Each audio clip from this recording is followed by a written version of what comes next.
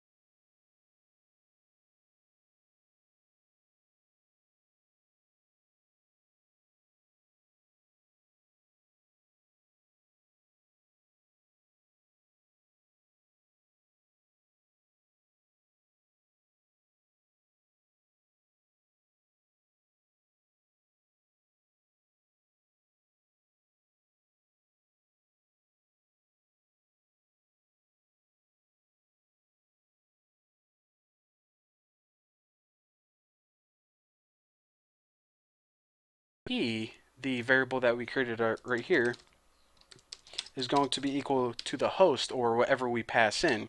And the reason that I made it up here is because we're going to be setting the variable equal to a value right here, which is of course the IP address of the server, but we want everyone to be able to access it, so that's why we're putting it right there.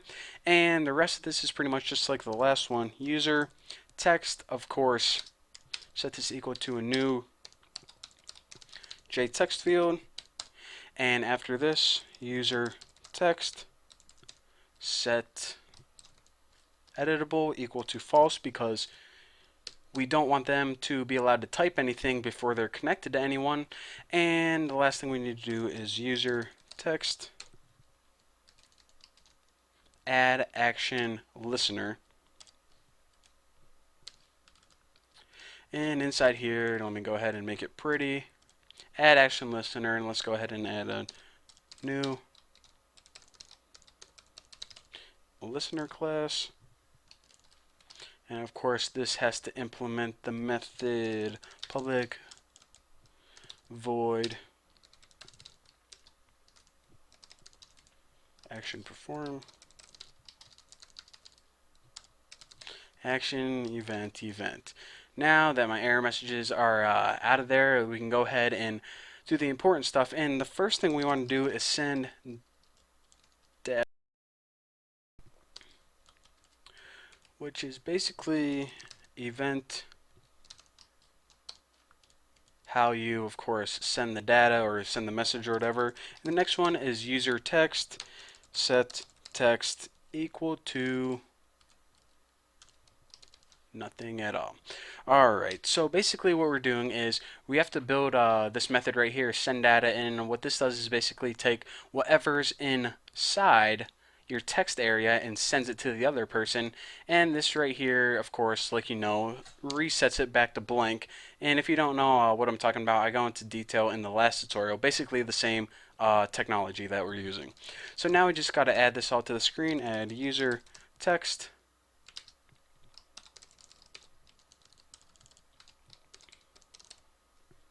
border layout.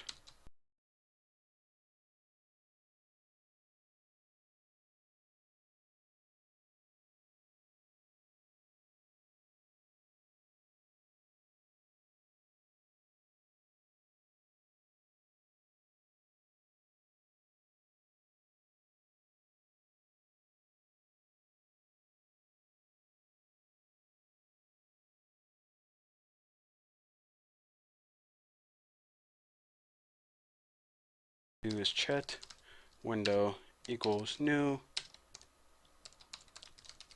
JText area. And now we add it to the screen. Add J scroll pane. Chat window first, and where do we want to put it?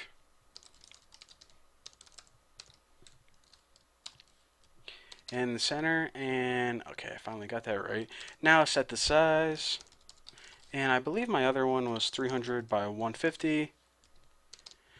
And now we just might have to make it visible. So set the visibility equal to true. And you guys should know what all of this crap does already. We basically added this to the screen, then put it inside a scroll pane so we can, scroll up and down, set the size of it, and made it visible. And the only error we're getting right now is the send data because we didn't create that method yet, and we have to create it in the next video.